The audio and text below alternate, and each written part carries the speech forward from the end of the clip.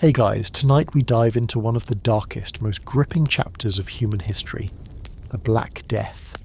Imagine yourself walking down a bustling medieval street. The air is thick with the mingled scents of fresh bread baking at the corner, farm animals tethered nearby, and, if you're honest, a not-so-pleasant undercurrent of waste and sweat. Vendors shout to sell their goods, horses clip-clop by in muddy roads, and townsfolk jostle for space in cramped, narrow lanes. Now imagine the chatter suddenly turns to whispers, growing steadily more urgent and fearful. The plague is coming. You probably won't survive this, but hey, at least it's not your morning traffic jam, right? So, before you get comfortable, take a moment to like the video and subscribe, but only if you genuinely enjoy what I do here. Wherever you are in the world, go ahead and drop your location and local time in the comments below. It's like we're all gathering around the same campfire, telling stories from different corners of the globe. Now, dim the lights, maybe turn on a fan for that soft background hum, and let's ease into tonight's journey together. The year is 1347.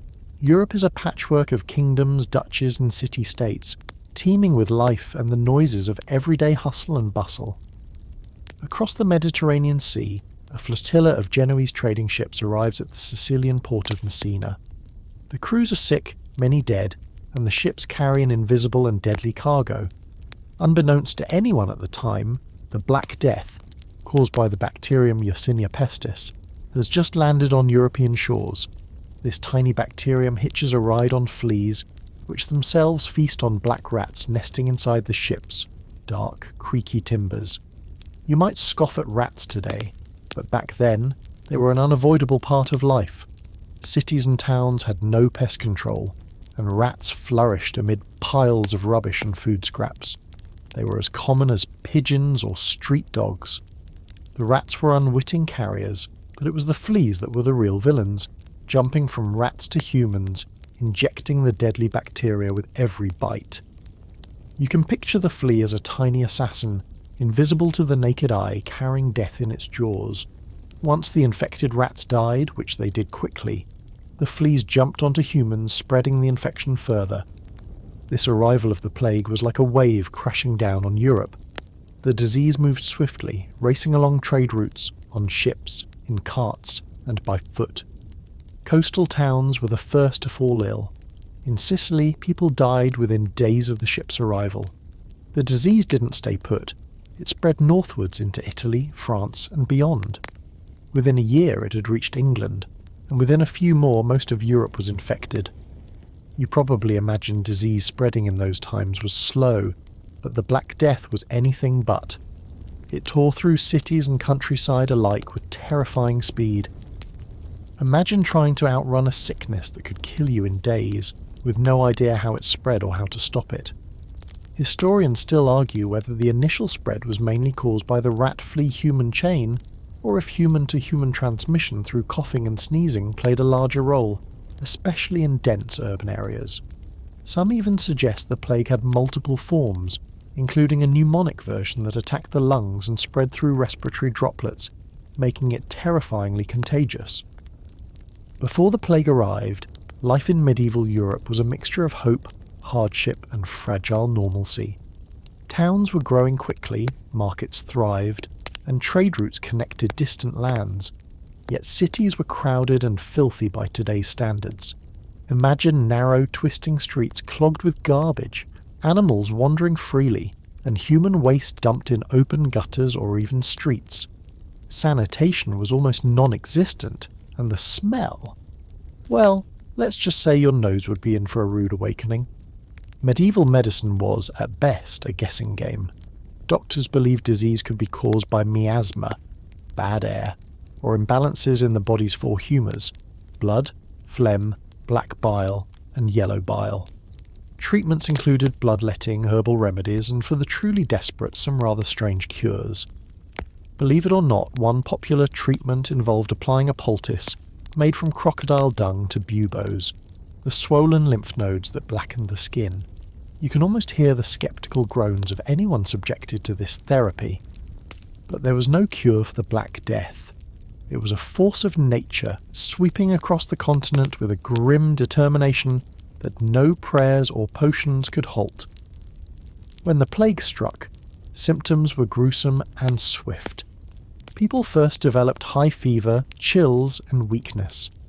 Then the hallmark buboes appeared, large blackish swellings, often the size of eggs, under the armpits, in the groin, or on the neck. The skin around them darkened, giving the disease its chilling nickname. In many cases, the infection would enter the bloodstream, causing septicemia, which led to bleeding under the skin and even more terrifying black patches. Imagine the terror of seeing friends, family and neighbours shrivel and die within days, sometimes hours. The disease was ruthless, killing an estimated 30 to 60% of Europe's population in just a few years. And it didn't discriminate. Nobles and peasants, kings and servants, all were vulnerable. Some royal families were nearly wiped out while entire villages were abandoned. The scale of death was so massive that it shook medieval society to its core. A quirky yet grim tidbit is that in some places people believed cats were to blame, thinking they were witches' familiars spreading evil. This led to mass killings of cats, which ironically may have worsened the plague since fewer cats meant more rats. It's a classic example of misunderstanding and panic making things worse, a lesson we still learn today. Meanwhile, some people thought the plague was divine punishment for humanity's sins. This belief led to public acts of penance, like flagellants whipping themselves in procession, hoping to appease God.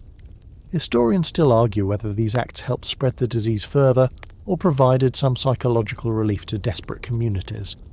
In just a short time, the Black Death transformed Europe. Towns emptied, markets closed, and the social order began to unravel.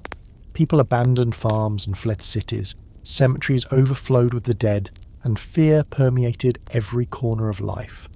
What you're about to follow is not just a tale of death, but a story of survival, change, and how a microscopic organism reshaped the world forever. So now that we've set the stage, let's step back and take a deeper look at the world just before the plague arrived. Imagine a medieval town in Europe, bustling with activity.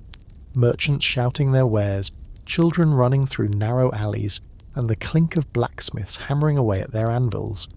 The streets are full of life, but it's also full of dangers, most of which you can't see.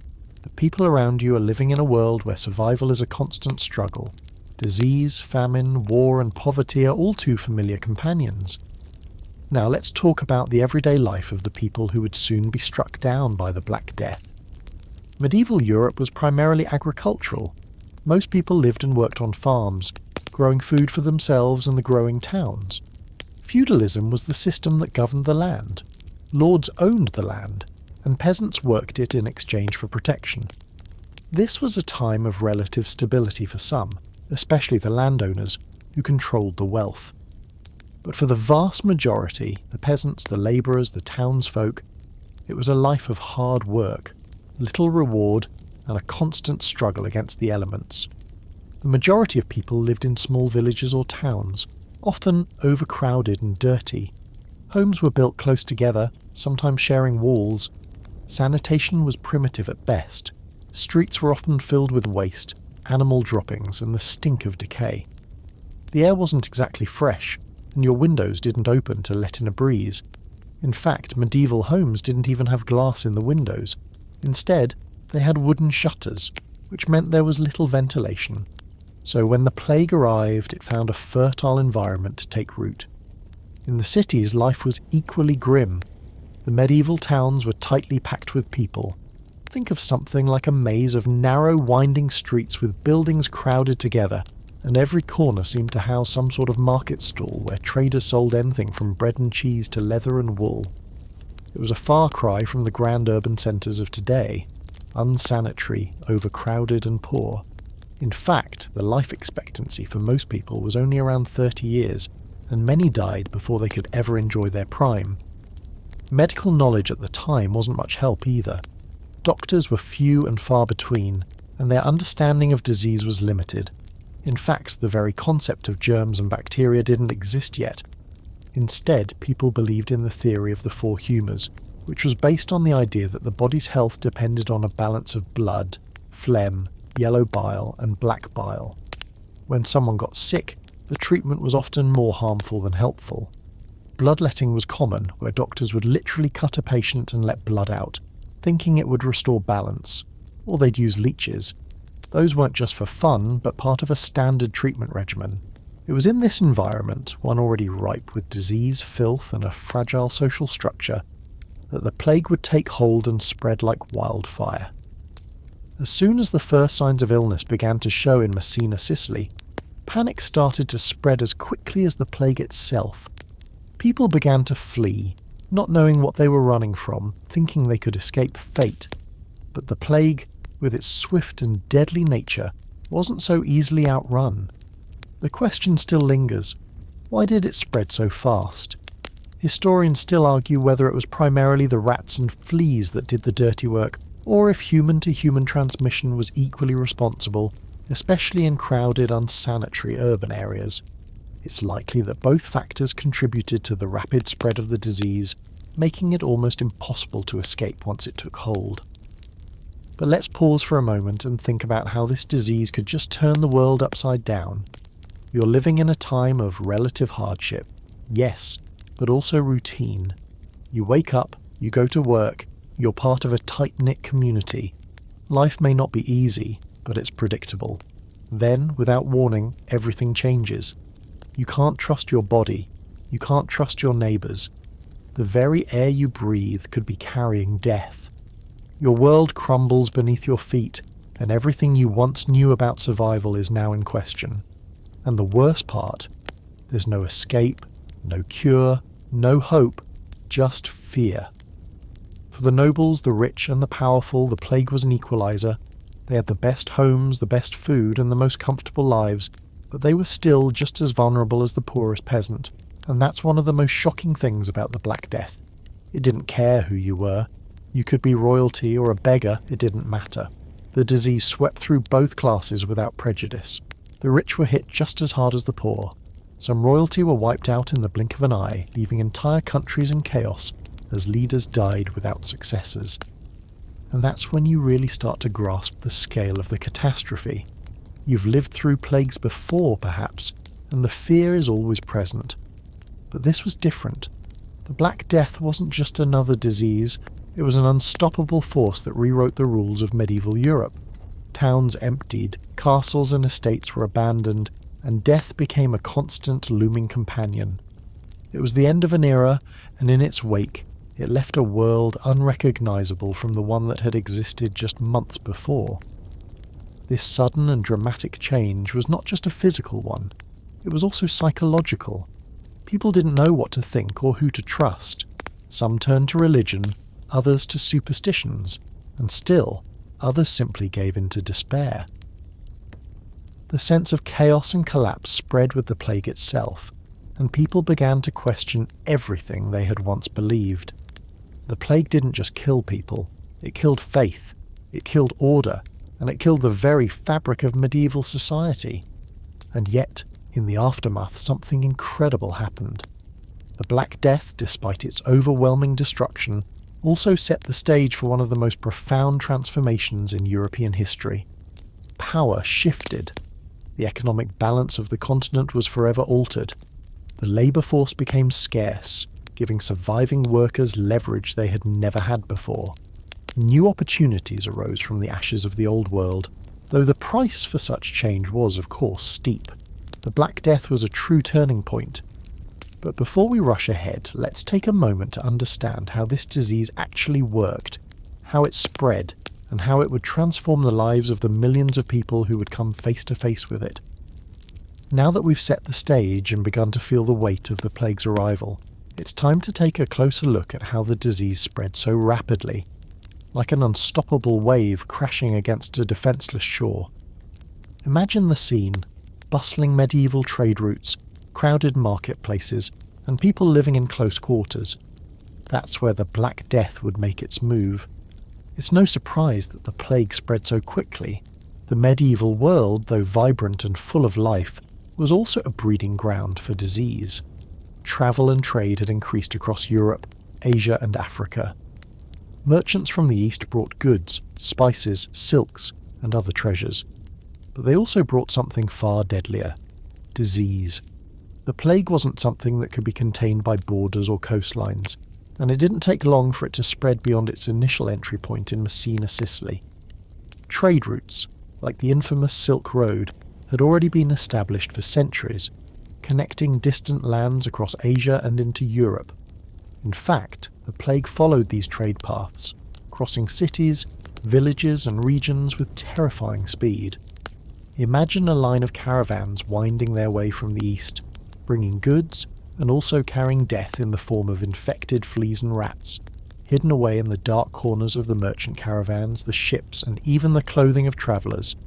It's almost as if the plague had its own hidden map, weaving its way through Europe, leaping from town to town, village to village, until the entire continent was caught in its grip.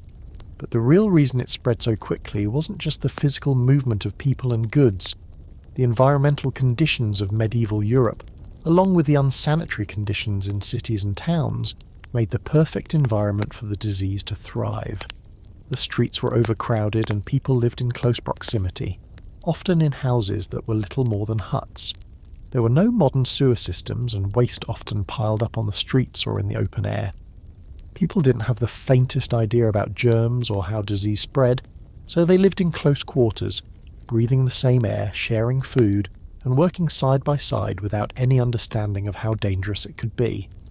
Historians still argue whether the disease spread primarily through the rat-flea-human cycle, or if human-to-human transmission played a bigger role. There's no definitive answer. While rats were certainly a key factor, and the fleas that lived on them were the primary carriers, it's highly likely that coughing, sneezing, and close contact allowed the plague to spread from person to person as well. The plague was highly contagious, and once it reached a densely populated area, it had no trouble finding new hosts. By the time the plague hit urban centres, it had already been carried to remote villages and across open plains. When it arrived in larger cities like Florence, Paris and London, it exploded. Markets, inns, homes, everywhere you turned someone was dying or already dead. It wasn't just that the disease killed people quickly, it was the sheer volume of victims that made it feel like the world was crumbling. Thousands of people were struck down each day, and there was nothing anyone could do to stop it. One particularly interesting and gruesome aspect of the plague was its speed. It's hard to imagine today, but people often went from perfectly healthy to dead in just a few days. The first signs were often fever, chills, and body aches. Then came the characteristic buboes, swollen, painful lymph nodes that would turn black and ooze pus. The pain was intense, and for many it was too much to endure. Some victims died so quickly that there was no time to say goodbye to their families, and the bodies piled up faster than they could be buried. Even more terrifying for the medieval world at the time was the fact that no one knew what was happening. There was no concept of viruses or bacteria. Instead, people believed in miasma, the idea that bad air or vapours caused illness. And so some people tried to escape the plague by running away, but the disease moved faster than they could, carried on the wind, and by the fleas that jumped onto anyone who dared step outside their door. The panic that ensued was as deadly as the disease itself. Whole communities were abandoned. Families turned on each other, with some abandoning their sick loved ones in the streets to fend for themselves. Death was everywhere. There was no escape. In some places, people turned to religious explanations, believing the plague was God's punishment for sin. Others believed in more superstitious explanations, blaming witches or evil spirits. It was a time of confusion and fear, and the plague made no distinctions between the poor or the rich, the noble or the peasant. What's remarkable, and perhaps a little strange, is that the world's response to the plague was so varied, often desperate and bizarre. People in the hardest-hit areas often resorted to extreme measures to try to stop the plague. There were public flagellations where people would whip themselves in the streets to atone for their sins, hoping that God would spare them.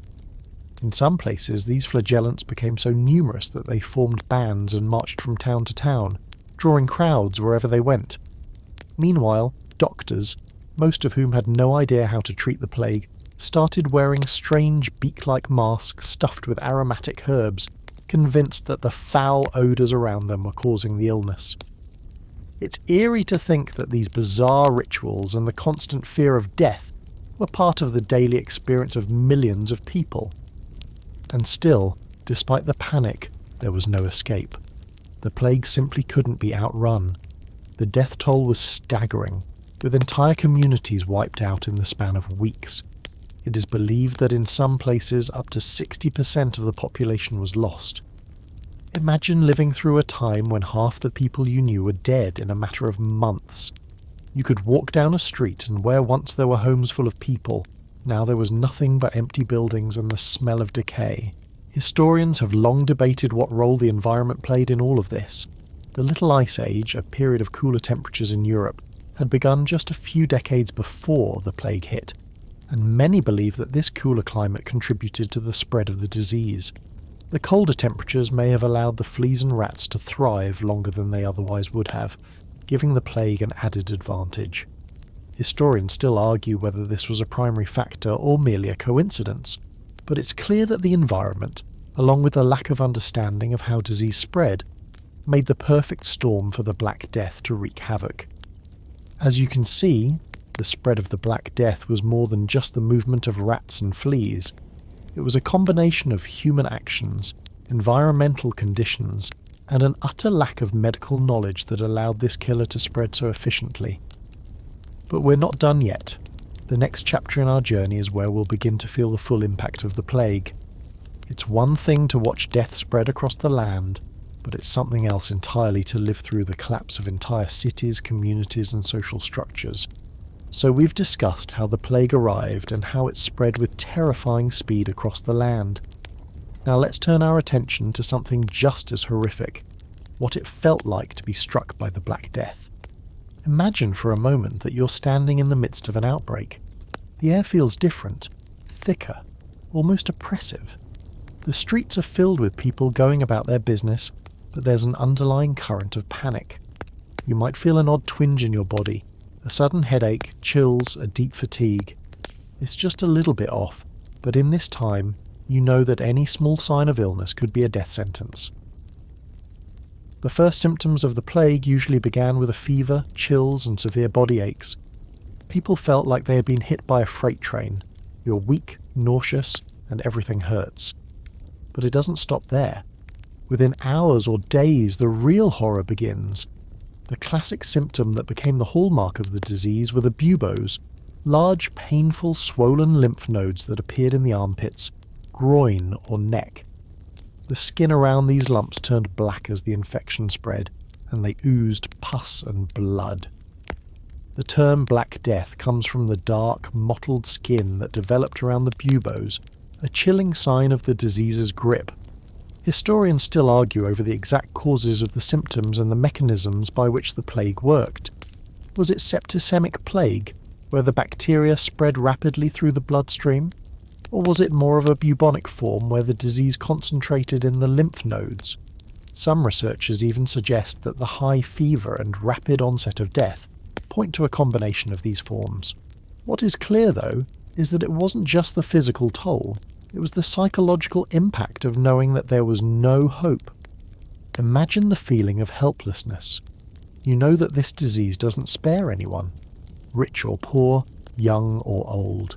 It moves fast and there's nothing to stop it. You might have seen it take your friends or family members in just a matter of days. Some people believed they could outrun it, fleeing their homes or retreating to the countryside. But the plague was relentless. It wasn't a disease you could escape by simply running away. Even the fastest riders, the most determined travellers, couldn't outrun it. For many, the plague's rapid progression meant that there was no time for reflection, no time to prepare. One day, you might feel just a little bit under the weather, and within days you could be dead.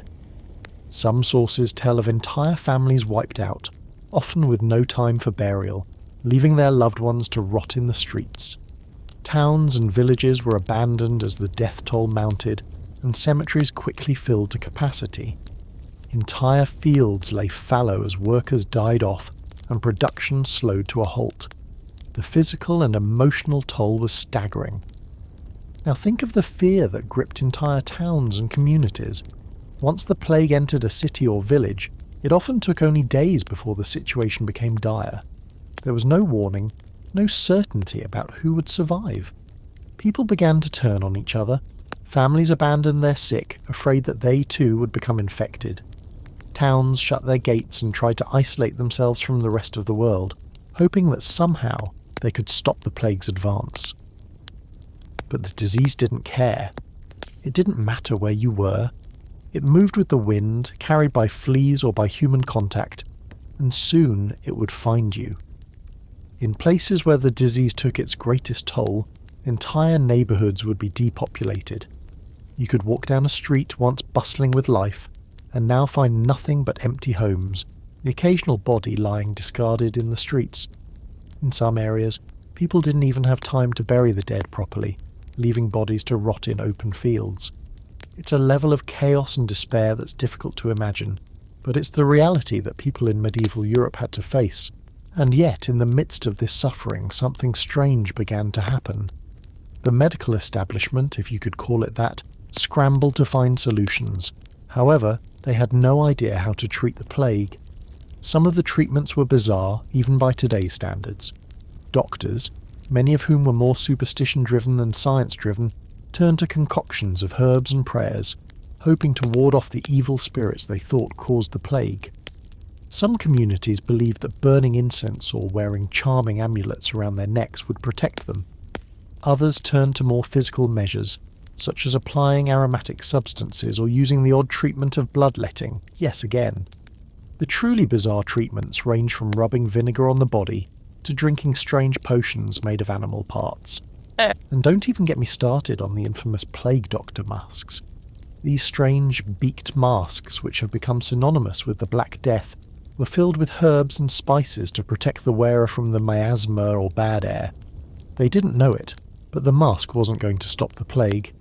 In fact, it likely did more to make the doctor look like something out of a horror movie than actually protect them from the disease. But in the absence of real medical knowledge, people turned to whatever rituals and beliefs they could. The really grim part of all this is that, in most cases, the treatments didn't work. People died. And when someone died, they often had no proper burial, just thrown into mass graves, with little regard for what once was a person. It was an era where death became so normalised that you could almost walk past it without blinking. People died so quickly that there was no time for anything more than the most basic rites. The sight of death became so commonplace that it no longer shocked the survivors. It became a part of everyday life, this ever-present companion that hung over the population like a dark cloud. One of the most tragic and striking aspects of the plague was that, in some regions, the people who died weren't just the poor or the sick. It wasn't just a disaster for the lower classes, but for everyone. Nobles and kings were just as vulnerable. In fact, many members of the royal families died, and some kingdoms were left in chaos, leaderless and struggling to survive. Entire dynasties crumbled as the Black Death moved through them. As the disease began to burn through Europe, entire social structures began to collapse. Families broke down, the economy halted, and society as a whole seemed to implode. You could almost hear the collective gasp of Europe as it grappled with the true scale of the tragedy. The Black Death didn't just kill people, it killed a way of life.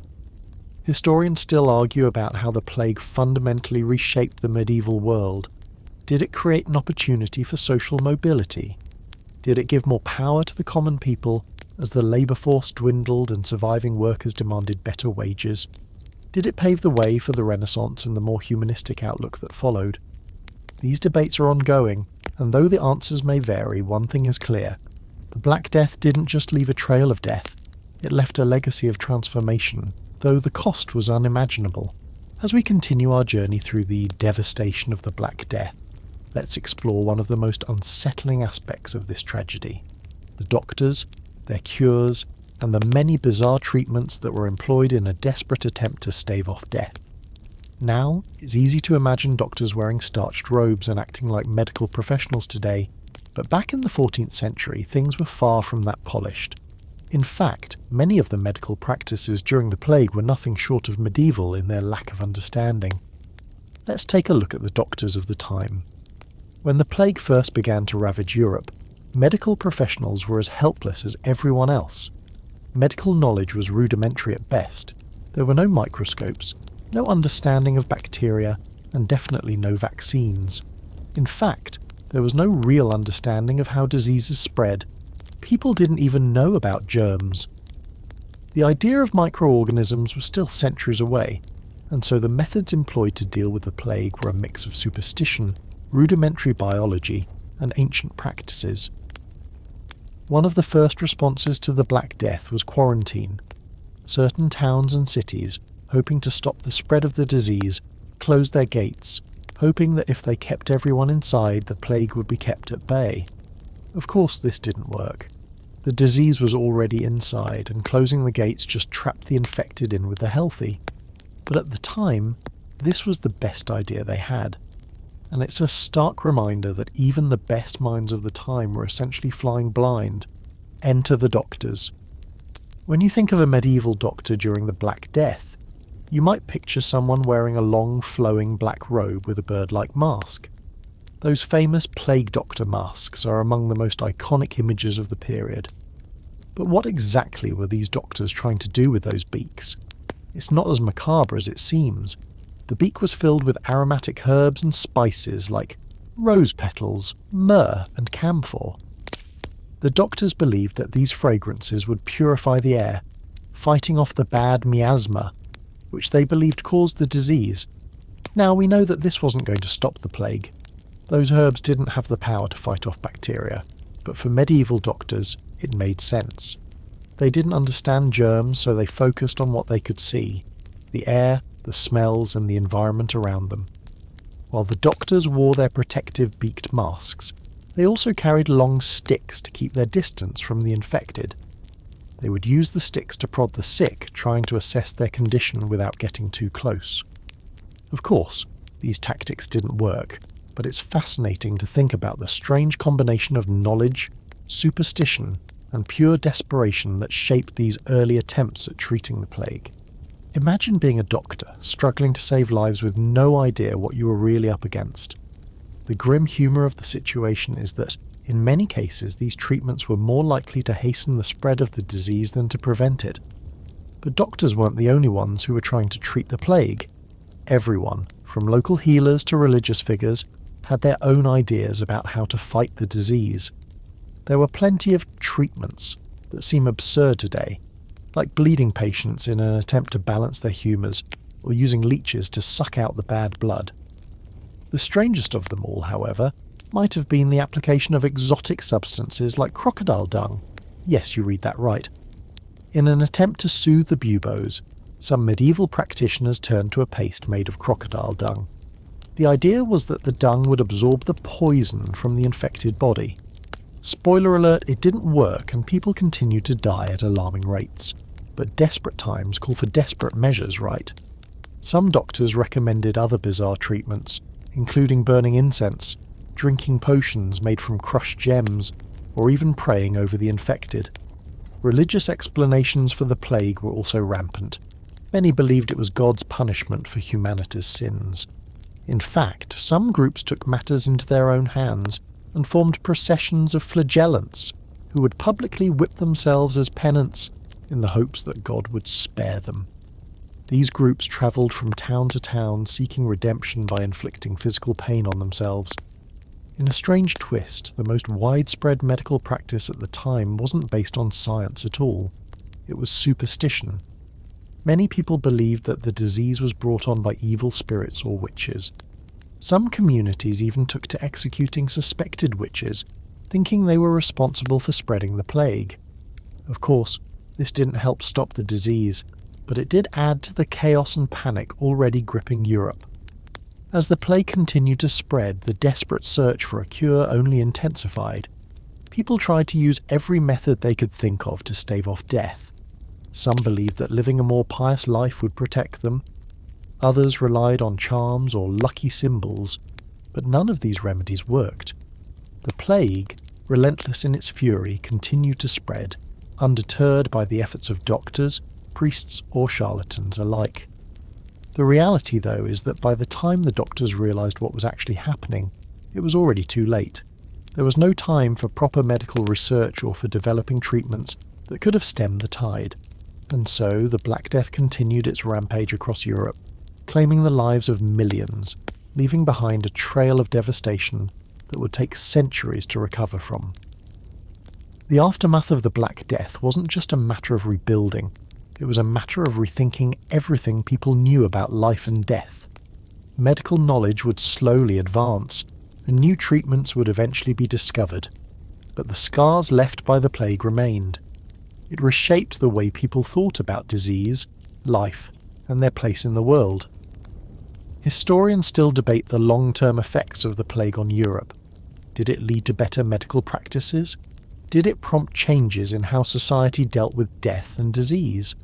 Some argue that the Black Death was the catalyst for the eventual rise of modern medicine, as the failures of medieval treatments led to a greater focus on scientific inquiry in the centuries that followed.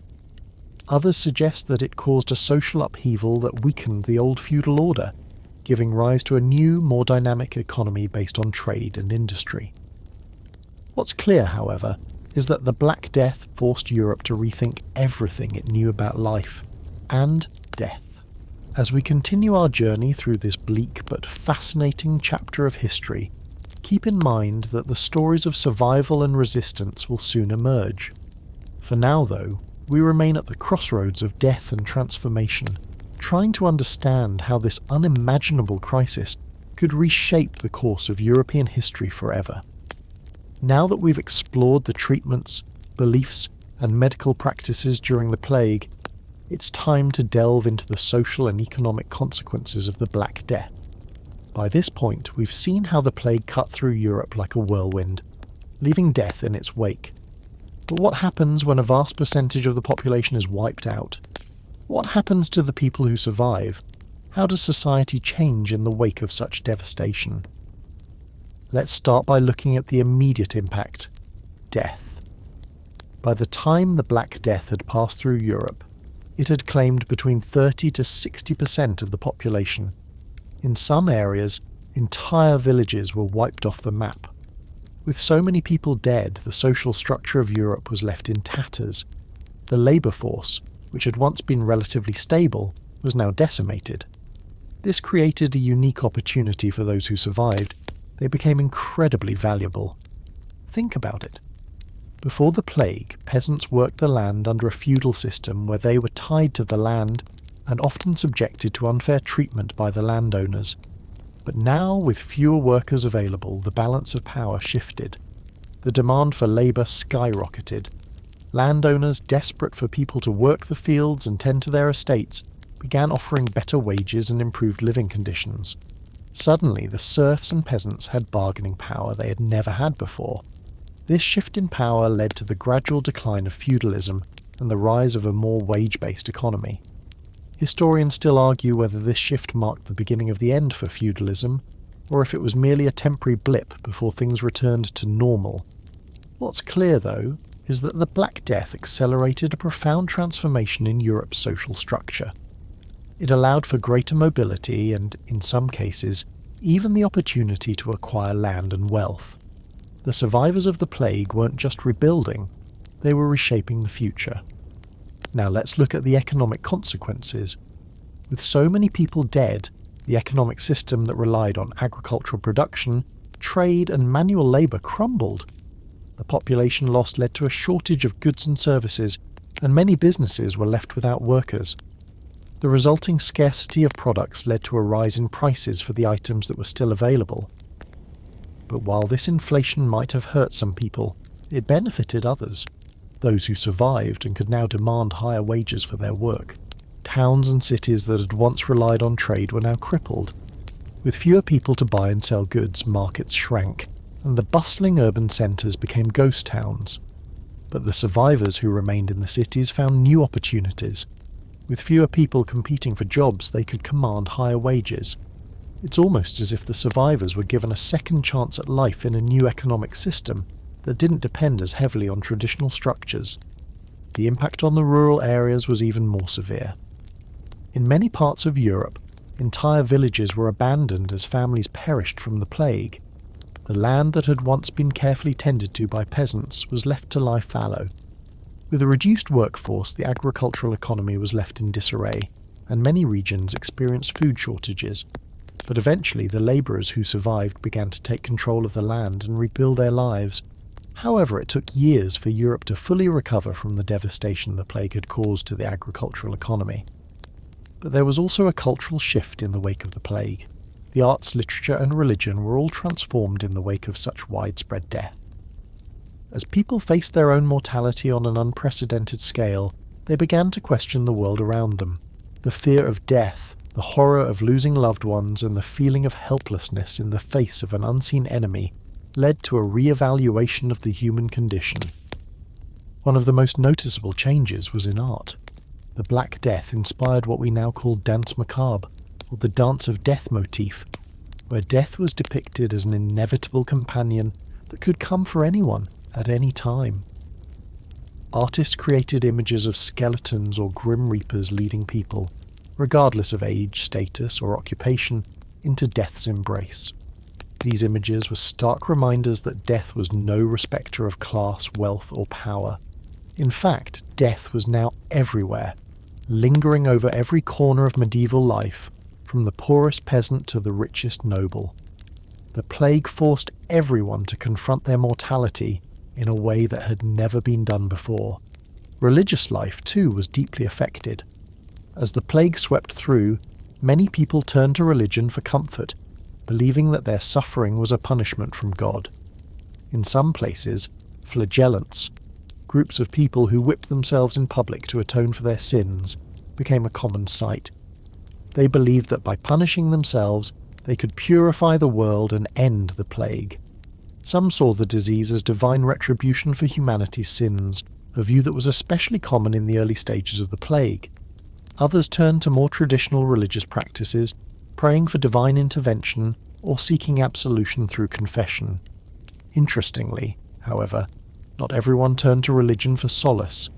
As the death toll rose and people saw the failure of religious practices to protect them from the plague, some began to question their faith. The traditional power of the church was slowly eroded by the plague. Many people began to wonder why God would allow such suffering and death to take so many, including the clergy, who were often the first to be struck down. In fact, many priests died alongside their parishioners, and their absence left a spiritual void in many communities.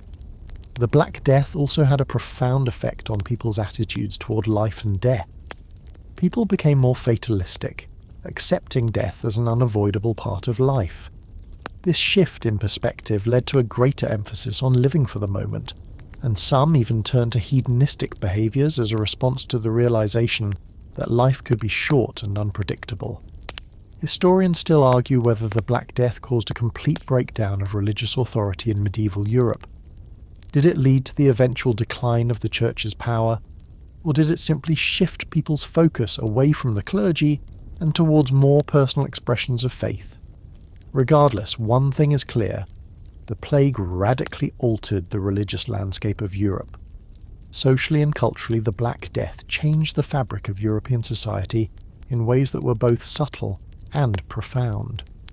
From the rise of a more flexible and mobile workforce to the profound impact on religious and artistic life, the Black Death set the stage for the transformations that would unfold over the next several centuries. It was a time of rebuilding, but it was also a time of rethinking everything that had come before. The world that emerged from the ashes of the Black Death wasn't the same as the one that had existed before.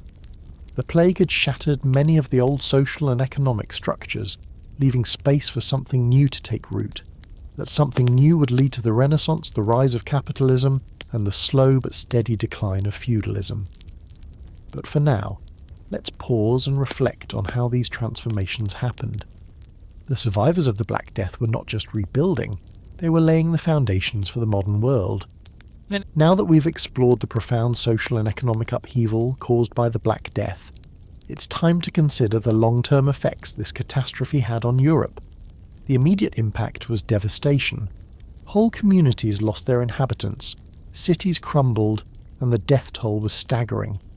But beyond the immediate grief and chaos, the Black Death also forced Europe to rethink its structures, philosophies, and understanding of life itself. While the plague didn't create the modern world, it laid the groundwork for significant change in the centuries that followed. One of the most immediate consequences of the Black Death was the significant shift in the balance of power. Before the plague, Europe was governed largely by a feudal system, where power was concentrated in the hands of a few aristocrats, and the majority of the population, peasants and serfs, had little control over their lives. The plague, by decimating the population, created a labour shortage, and those who survived now had greater bargaining power. Serfs and peasants, once bound to the land and subject to harsh treatment by the landowners, suddenly found themselves in a position to demand higher wages and better living conditions. For the first time, the lower classes had some leverage over the landowners. This shift was not an immediate overthrow of the old feudal order, but it marked the beginning of the end for feudalism. With fewer workers available, landlords had no choice but to raise wages and offer better terms to attract labourers. This created a more dynamic wage-based economy, which gradually eroded the rigid feudal system. Historians still debate whether this change was the direct result of the Black Death, or if it was simply the catalyst that accelerated a trend already underway. Nevertheless, the shift in power dynamics had lasting effects on the economy and social structure of Europe. Another significant consequence of the plague was the demographic shift that occurred. With millions of people dead, the overall population of Europe shrank dramatically. The loss of so many people had a profound effect on the labour force, and it took many years for the population to recover. But during this time, Europe's landscape changed in subtle but important ways. Land that had once been used for farming was abandoned or repurposed, and some areas saw a rise in forested regions as agriculture declined. Towns and villages once teeming with life became ghost towns. As a result, the economies of many regions had to be rebuilt from the ground up. As the population began to recover, there was a noticeable shift in attitudes toward labour. With fewer people to work the land, there was more demand for skilled labourers and craftsmen. In the long run, this helped contribute to the rise of a more specialised workforce, and laid the foundation for the rise of urban centres and cities, where industries like trade and manufacturing began to flourish. The slow migration from rural areas to urban centres, a trend that had already started before the plague, was now accelerated. Over the course of several centuries, this shift contributed to the growth of the middle class and the eventual emergence of modern capitalism. The plague's impact on the church was also profound.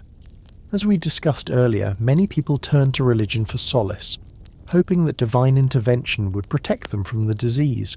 However, when the plague showed no mercy, striking down even the clergy, faith in the church's ability to offer protection began to wane.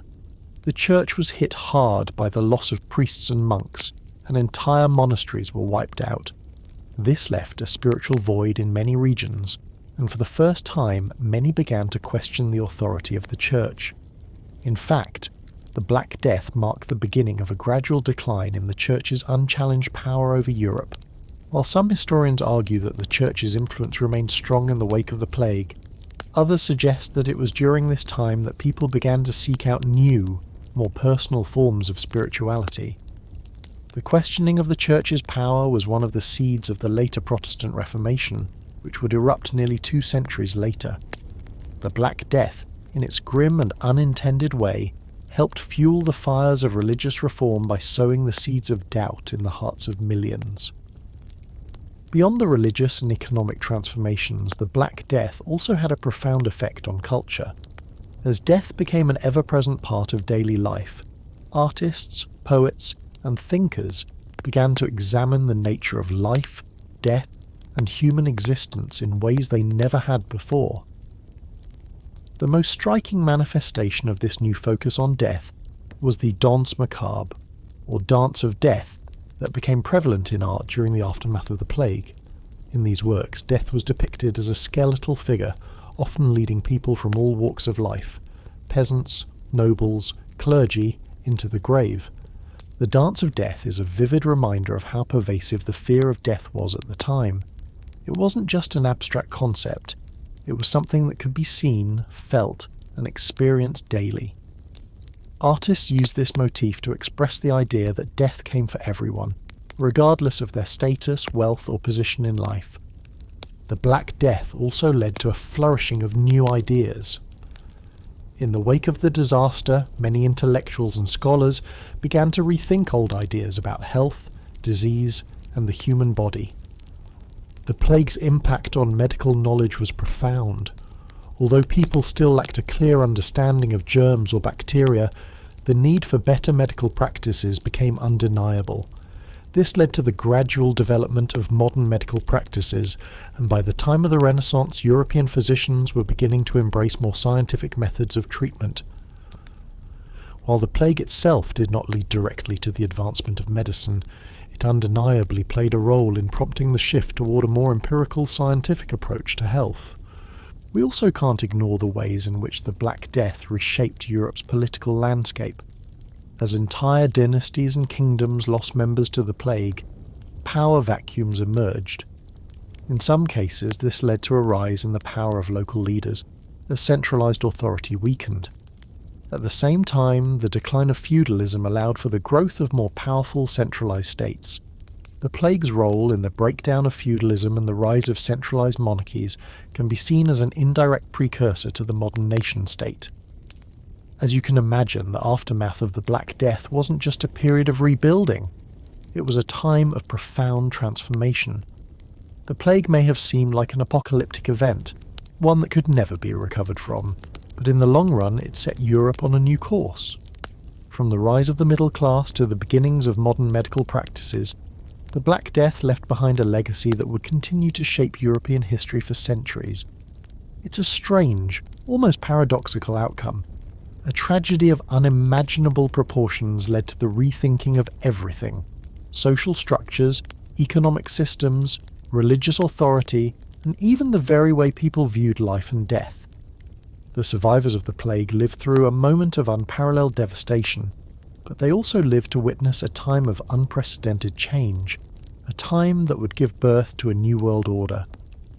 The question still remains, though. Was the Black Death the turning point that led to the modern world, or was it just one of many events in a slow and steady process of change?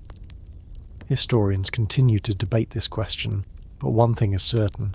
The plague didn't just kill millions of people, it changed the course of history in ways no one could have predicted. As we continue to sift through the aftermath of the Black Death, we move from the social, economic and cultural shifts it sparked to another key point in history: how the plague's reach stretched beyond Europe, affecting regions across Asia, Africa and the Middle East. While Europe certainly bore the brunt of the devastation, the Black Death was not a localized event. It had a global footprint, marking a dark chapter not just for one continent, but for the entire Old World. To start, let's rewind a little. Before it ravaged Europe, the Black Death had already been spreading across Asia. It's believed to have originated in China, where early reports tell of a deadly disease striking down whole communities in the 1330s. However, it wasn't until 1346 that it made its way westward. The plague spread along trade routes, specifically the Silk Road, which was a well-established network of caravan trails and merchant paths connecting the East with Europe. The Mongols, who controlled much of Asia at the time, were instrumental in maintaining these routes, and their armies, along with merchants, helped spread the disease further. The exact path of the plague from Asia to Europe is still debated by historians. Some suggest it spread westward via the armies of the Mongol Empire, while others point to the movement of trade ships as the primary means of transmission. What is clear, however, is that the Black Death travelled from Central Asia to the Black Sea and beyond, reaching port cities like Constantinople, which was one of the first major urban centres to be hit by the plague. In 1347, as we know, the disease made its way to Sicily and other parts of Italy. From there, it spread to the rest of Europe with stunning speed. But just as the plague struck Europe, it also continued its path eastward. By 1347, the disease had already reached Egypt and the Middle East, where it wreaked havoc on the densely populated cities and trade centres. Egypt, a vital centre of Islamic culture, felt the effects of the Black Death severely. Cairo, a major hub of the Islamic world, was decimated. It's estimated that the plague killed between 25 to 30% of Egypt's population, leaving behind a shattered economy and a society struggling to survive. In the Middle East, the effects of the plague were felt deeply in cities like Baghdad and Damascus. These urban centres were important for both their intellectual contributions and their bustling markets. When the plague struck, it devastated the intellectual elite as well as the merchants who kept the economy running. This weakened the region's cultural and economic power for decades. The religious consequences were equally far-reaching. As in Europe, many turned to religious explanations for the disease, believing it was a divine punishment. In the aftermath, various forms of religious reform began to take root, echoing the shift that occurred in Europe. As the old religious orders were questioned and new movements emerged in the wake of the devastation. By 1349, the plague had spread to the Indian subcontinent, although it took a slightly different path there. The movement of troops, merchants and pilgrims across the region helped carry the disease, though it is believed that the massive population density in places like Delhi and Calcutta helped the disease spread quickly. However, the Black Death did not hit India with the same intensity it had in Europe. Scholars are still debating why, with some suggesting that the hot and humid climate might have hindered the spread, while others believe it simply took longer to make its full impact. Regardless, India experienced significant losses, with millions of deaths, and the subsequent economic and social repercussions were widespread. Let's not forget Africa.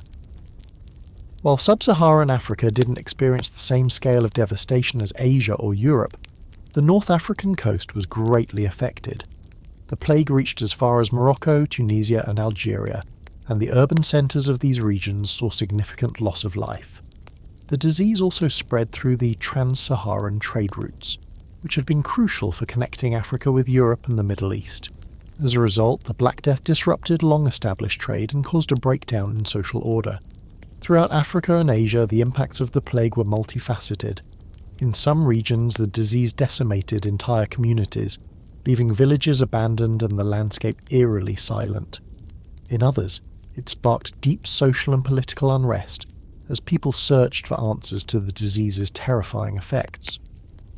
Despite the variations in the way it affected different regions, the Black Death was a global catastrophe, influencing civilizations on an unprecedented scale. Historians still argue over the long-term consequences of the plague in these regions. Did it lead to a cultural stagnation in some places? Was there a rise in intellectual or technological advancements elsewhere due to the disruption caused by the plague? Some argue that the plague, by removing large portions of the population, led to a kind of social reset that allowed for greater political centralization and the eventual rise of empires in certain regions. Others point out that the Black Death created a sense of fear and helplessness that lingered long after the disease passed. Interestingly, the plague's impact on global trade cannot be understated. The disease not only decimated the population, but also crippled the global trade networks that had been built over centuries. The Silk Road, which had once connected the East and West, was disrupted as cities along the route fell to the plague. Port cities along the Mediterranean, crucial for trade between Africa, Asia and Europe, also saw their economies grind to a halt as the plague wiped out workers and merchants. This collapse of international trade had long-lasting effects, with many regions taking years to recover economically. The Black Death also had a profound influence on the way people viewed trade and commerce. In the aftermath, many people began to look more inward, focusing on local economies rather than relying on distant trade routes. This shift in focus helped foster the growth of early capitalism in some parts of Europe, particularly in the cities that had survived the worst of the plague. It was a time of rebuilding and reinvention, one that set the stage for the Renaissance and the eventual rise of European dominance in world trade. Looking back, it's clear that the Black Death was a catalyst for major global change. From the collapsing empires of Asia and the Middle East to the shifting political landscape of Europe. The effects of the plague were felt around the world, and while the disease brought tremendous suffering and devastation, it also set the stage for the creation of new political and economic systems, transforming the course of history forever. The Black Death may have been a tragedy of unimaginable proportions, but it was also the event that marked the beginning of the modern age. As we continue to explore the aftermath of the Black Death, it's time to shift our focus to one of the most intriguing aspects of this tragedy: the survivors. While the plague took millions of lives, leaving devastation in its wake, the survivors were tasked with rebuilding, and in some ways redefining, a world that had been irrevocably changed. Who were these survivors, and how did they cope with the loss of so much? What lessons did they take away from their brush with death? And how did they help steer Europe through the uncertain and often terrifying aftermath of the plague? First, it's important to understand the context in which the survivors found themselves.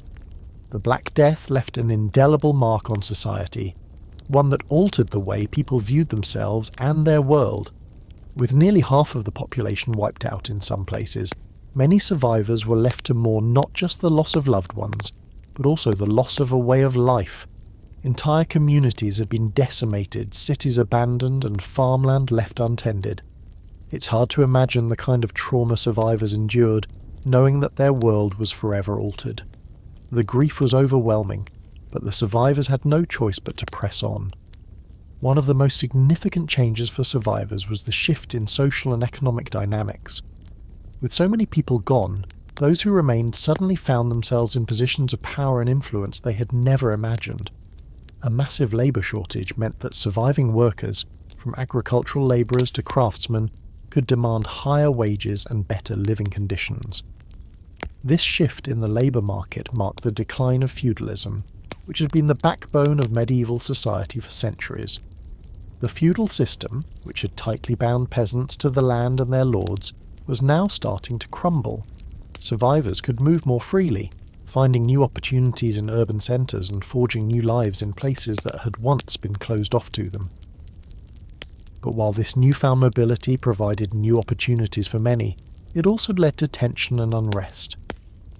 The gap between the wealthy and the poor began to grow, with the rich struggling to maintain their power in the face of a changing society. The survivors were no longer content to remain passive in a system that had so deeply failed them. In England, for example, laws were passed to limit the wages of labourers, attempting to return to the old order.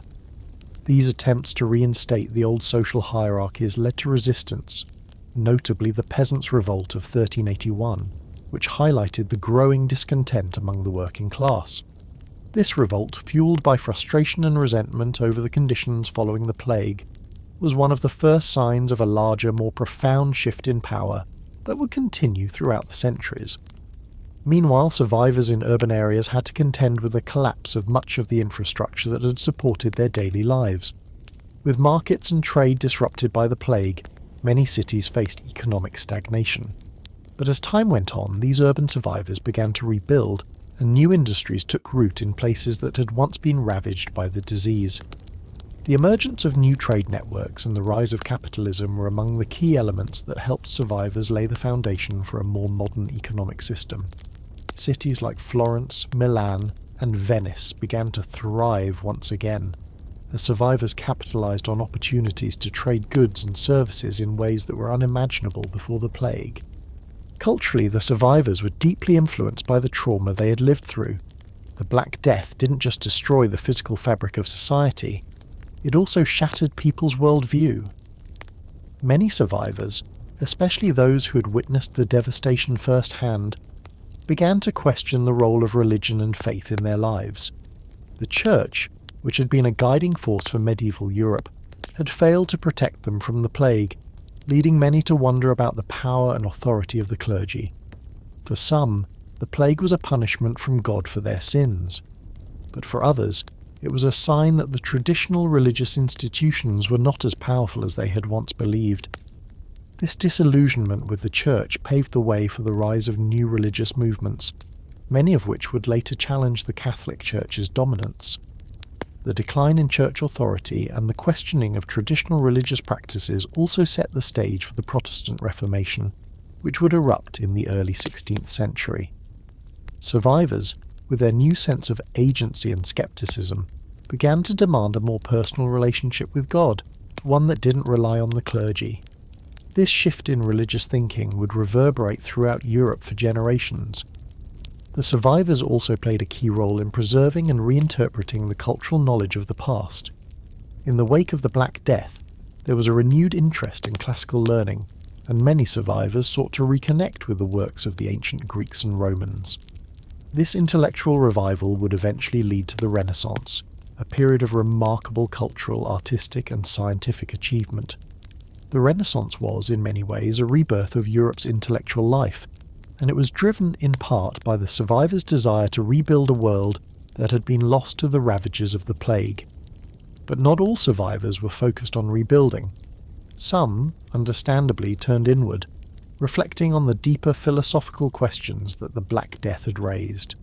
The plague had exposed the fragility of life, and many survivors came to believe that life should be lived more fully, even in the face of uncertainty.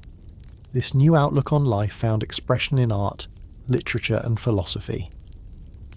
The Dance of Death motif, which depicted death as a universal force that could take anyone at any time, became a central theme in post-plague art.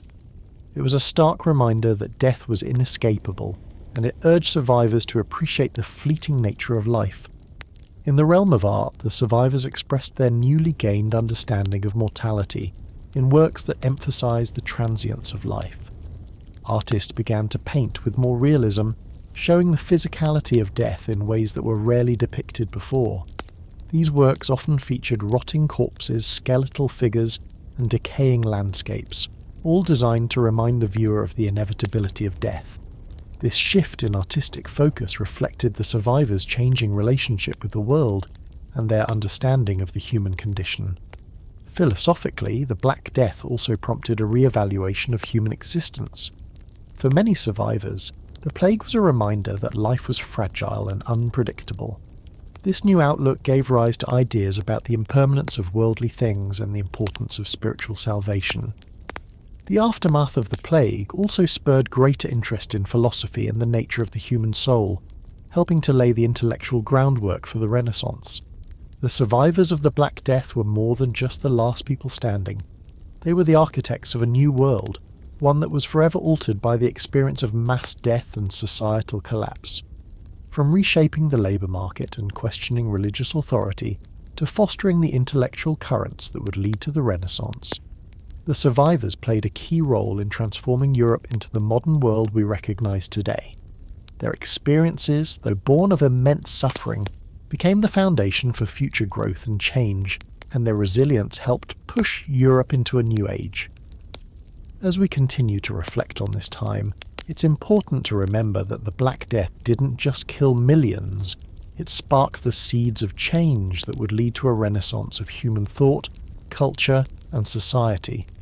The survivors, with their newfound wisdom and their strength, rebuilt not just their cities and villages, but the very fabric of European civilization.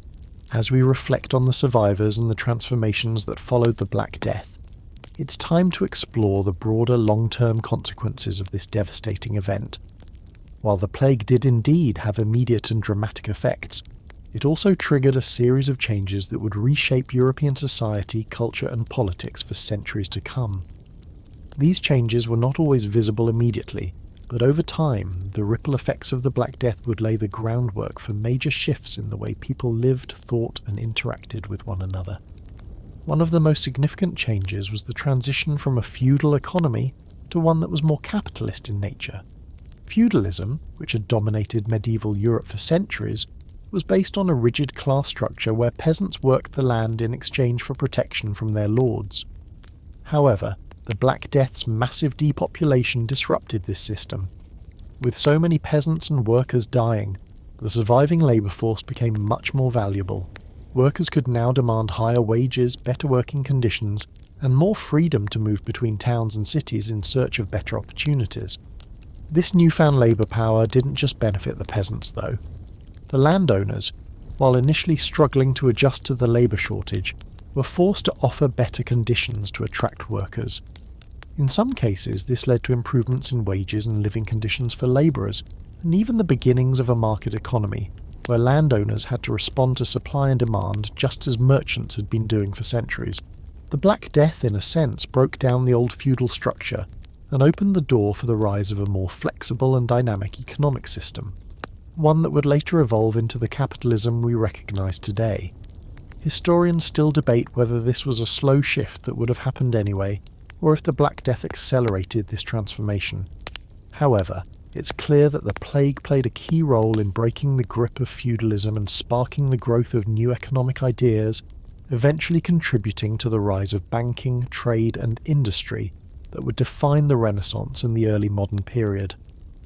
Another major consequence of the Black Death was the rise of centralised monarchies. Before the plague, Europe was a patchwork of competing feudal kingdoms, each ruled by local lords who had a great deal of power over their regions. The plague, however, created a power vacuum. As so many landowners died, their estates were left without heirs or leadership, and local control weakened. In some cases, this led to stronger monarchies consolidating power. Kings and queens began to take advantage of the chaos caused by the plague to centralise authority, weakening the feudal system in the process. This shift laid the groundwork for the rise of the powerful nation-states that would dominate Europe in the centuries to come. But it wasn't just politics that was altered by the Black Death. The religious and cultural landscape of Europe was also profoundly changed. As we discussed earlier, the Catholic Church's authority was severely shaken by the plague. The failure of the Church to protect people from the disease caused many to question the very foundations of religious authority. In fact, this questioning would play a major role in the development of the Renaissance and the eventual Protestant Reformation. The Renaissance, which began in Italy in the 14th century, was in many ways a response to the intellectual and spiritual crisis caused by the plague. Survivors, disillusioned with the religious explanations for the plague and the Church's inability to prevent it, sought new ways of thinking about the world. Humanism, the intellectual movement that emphasized the value of individual experience and the study of classical Greek and Roman texts, became the dominant ideology of the time. People began to look back to ancient Greece and Rome, rediscovering a wealth of knowledge about art, science, and philosophy that had been lost during the Middle Ages. This intellectual revival led to a period of artistic and scientific achievement, which is now known as the Renaissance. Artists like Leonardo da Vinci, Michelangelo, and Raphael began to explore new techniques and ideas, leading to some of the greatest works of art in history. Similarly, scientists like Copernicus and Galileo challenged long-held beliefs about the universe, laying the groundwork for the scientific revolution that would follow in the coming centuries. But the Renaissance wasn't just about art and science. It was also a time of political change. The centralization of power in the hands of monarchs created more stable and unified nations, which, in turn, helped to fuel the growth of trade and exploration.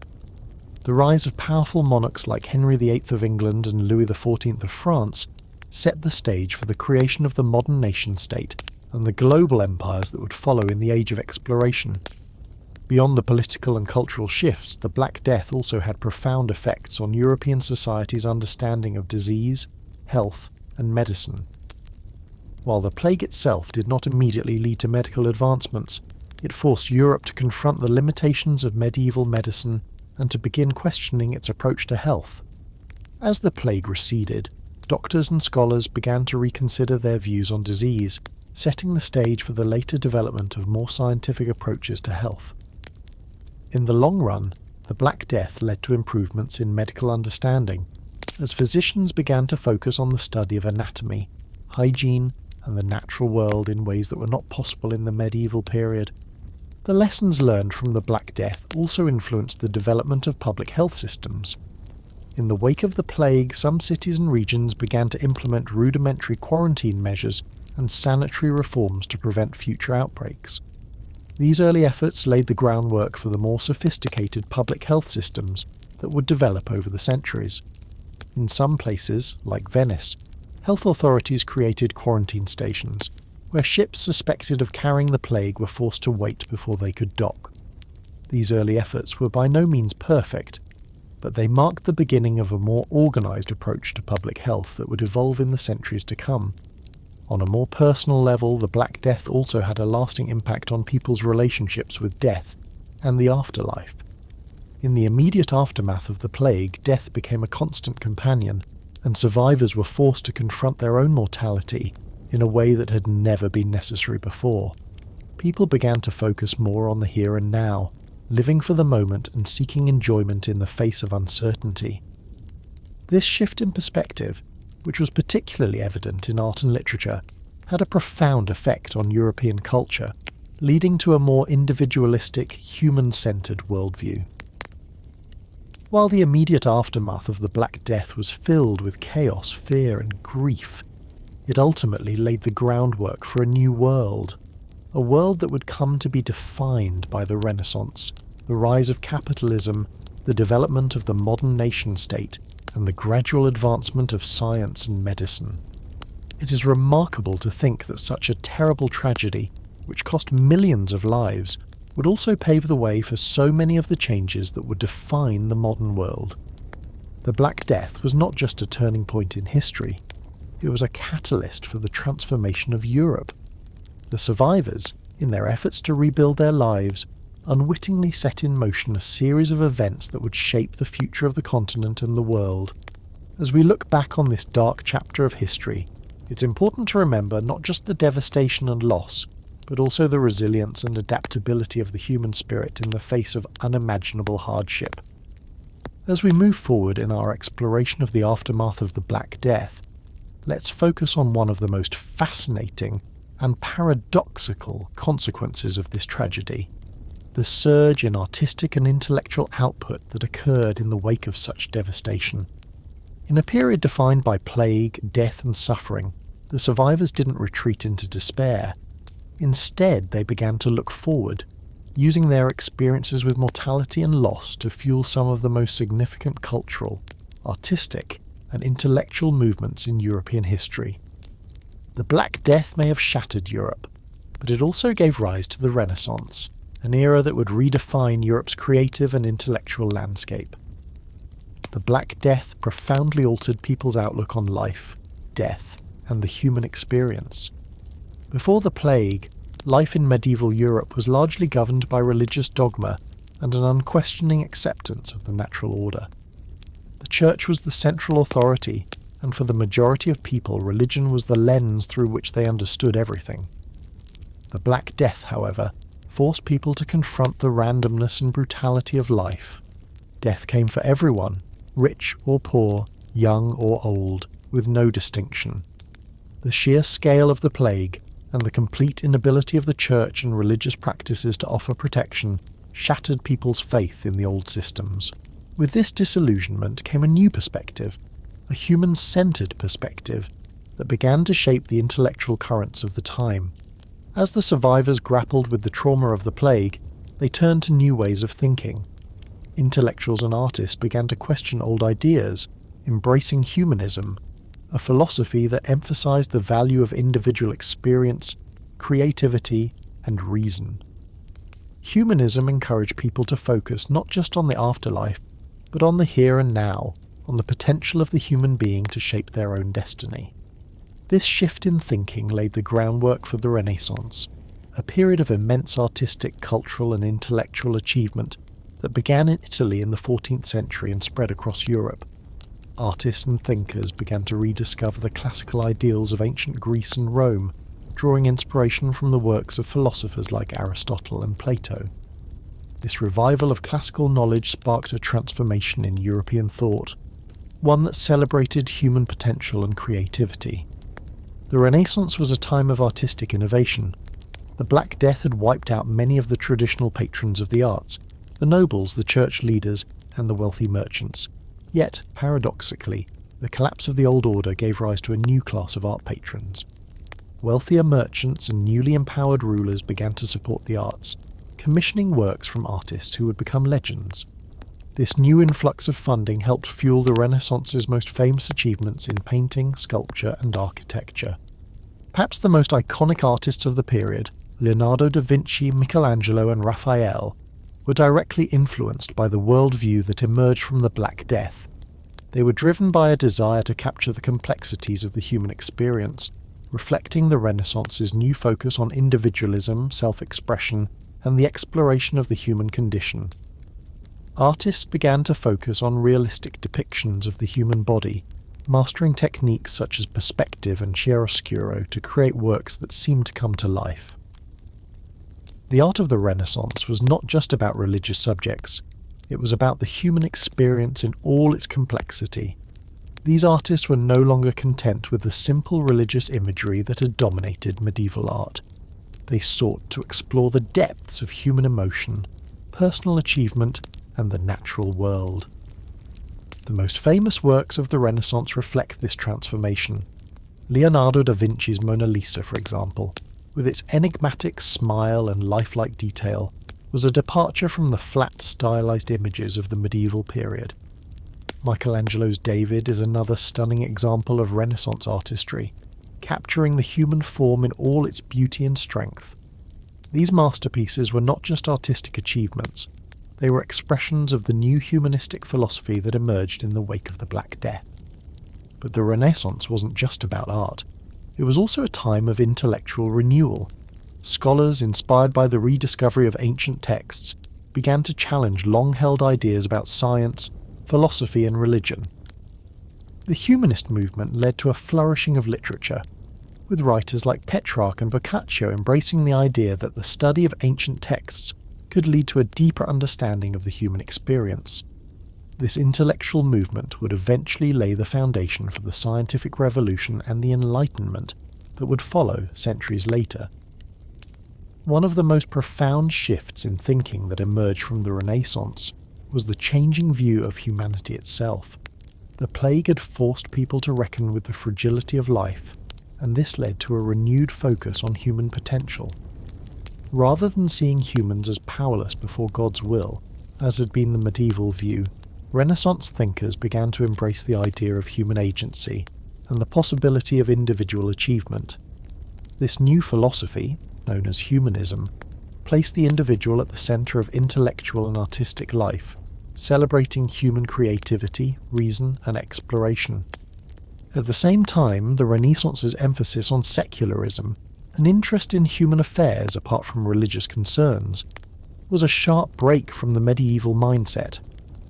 While religion still played a central role in daily life, humanists sought to understand the world through reason, science, and observation, rather than relying solely on divine authority.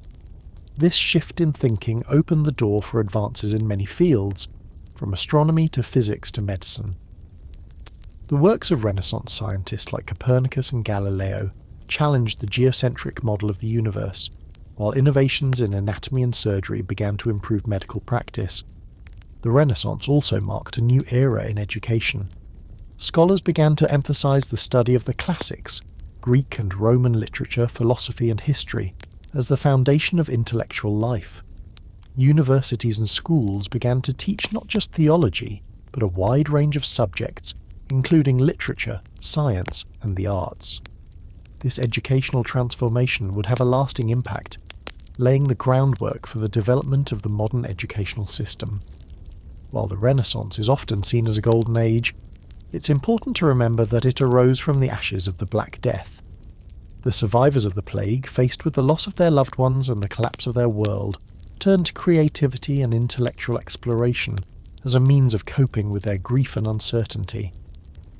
The plague had devastated Europe, but in its wake, it gave birth to a new era of cultural and intellectual growth, one that would shape the course of history for centuries to come. The Black Death had one more indirect but powerful effect, the way it reshaped the relationship between humans and the natural world. Before the plague, people had often viewed nature as something to be controlled, tamed, and subdued. But after the devastation, there was a shift in perspective. The survivors began to look at the world with a sense of wonder, not just fear, seeking to understand its mysteries rather than simply trying to dominate it. This renewed interest in nature and human potential became one of the driving forces behind the scientific revolution, which would occur just a few centuries later. So, in a way, the Black Death did not just mark the end of an era, it marked the beginning of another. It pushed Europe into a period of profound reflection and transformation, leading to intellectual, cultural and artistic achievements that we still celebrate today. It is a testament to human resilience, that from such devastation emerged some of the most enduring legacies of Western civilization. As we continue our journey through the reverberations of the Black Death, it's time to focus on the global aspects of the plague and how its effects rippled across the entire world, creating long-lasting changes in trade, diplomacy, and the movement of ideas. While the plague's impact on Europe and Asia is often the focus of historical narratives, it's important to consider how it affected the interconnected global world of the 14th century. In Europe, the Black Death was the first major disruption to the pre-existing global trade systems that had been flourishing since the late Middle Ages. With the rise of powerful empires like the Mongol Empire and the expansion of trade routes across Asia, Europe had become increasingly intertwined with the rest of the world. The Silk Road, a vast network of land routes connecting China to the Mediterranean, was already facilitating the exchange of goods, ideas, and cultures between East and West. This network of trade and exchange was responsible for bringing many exotic goods into Europe, such as silk, spices, and precious metals. But it also played a key role in spreading the plague from Asia to Europe. The very trade routes that had fostered global commerce now became conduits for a deadly disease that would devastate populations across the Old World. The plague's reach across trade routes was swift and all-encompassing. It spread to Central Asia and the Middle East through the movement of merchants and caravans, which were an integral part of the Silk Road trade. By the time the plague reached the ports of the Black Sea, it had already spread across large parts of the Mongol Empire, which extended from China to Eastern Europe. In fact, it's believed that the Mongols, having established extensive trade networks and movements of people, helped the plague move rapidly from Asia into Europe. The Mediterranean Sea became the primary route for the plague's transmission to Europe. Italian merchant ships, particularly those from Genoa and Venice, were crucial in linking Europe with the rest of the world.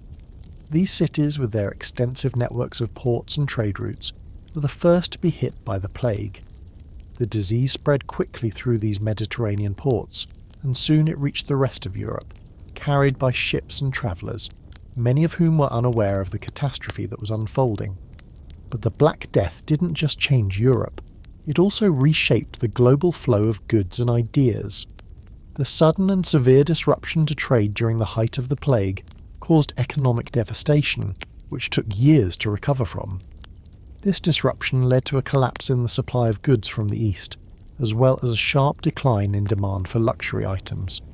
Trade and commerce slowed significantly, and many of the Mediterranean port cities that had once thrived on international trade, like Venice and Genoa, saw their economies grind to a halt. However, this economic setback did not mark the end of global commerce. Instead, it marked a turning point in the way trade was conducted, particularly in how it would evolve in the centuries following the Black Death. With many of the older trading systems having collapsed, new routes and methods of trade began to emerge. In the wake of the plague, the rise of new economic powers and the establishment of European maritime empires paved the way for the age of exploration, which would begin in the late 15th century. At the same time, the global nature of the Black Death is also a reminder of how interconnected the medieval world was, even though it may not have appeared that way from the perspective of people living at the time. The very networks that brought merchants and goods across vast distances were the same networks that carried disease across continents. The plague, through its sheer destructive power, showed how fragile these networks were. And although it brought death and destruction, it also forced a re-evaluation of the systems in place, both globally and locally. In the Middle East, the Black Death's effects were just as devastating. Cities like Cairo, Damascus, and Baghdad were hit hard by the plague, as they were central hubs of trade and culture. The Middle East, which had once been at the crossroads of East and West, now found itself isolated and decimated by the plague. This isolation weakened the power and influence of the Islamic world, just as Europe was beginning to recover from the crisis. The cultural, intellectual, and economic decline in the Middle East left a vacuum that would later be filled by the expansion of European empires. The loss of population in the Middle East also had long-lasting effects on agriculture and urban development. As people died in droves, vast swathes of farmland were left untended, and the cities themselves began to decline. The once great cities of the Islamic world, which had been centres of learning and culture, fell into disrepair. This decline led to a shift in the balance of power between the East and West. While Europe, particularly in the wake of the Renaissance, began to rise again, the Islamic world faced a period of stagnation, unable to recover the level of influence it had held prior to the plague. While Europe and the Middle East grappled with the consequences of the Black Death, Asia was also profoundly affected. The plague's arrival in China caused widespread devastation. The densely populated cities of China, like Hangzhou and Beijing, saw catastrophic loss of life. The Yuan dynasty, which ruled over China at the time, struggled to maintain control over its vast empire.